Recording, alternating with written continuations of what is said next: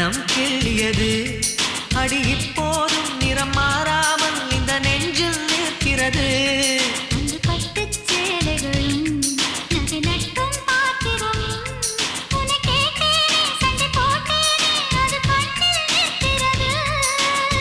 ஜாதி மல்லிப்பூவே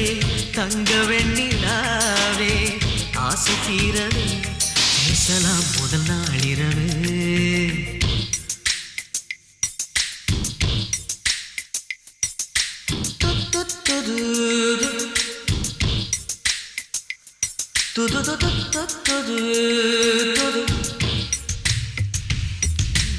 ஏனம்மா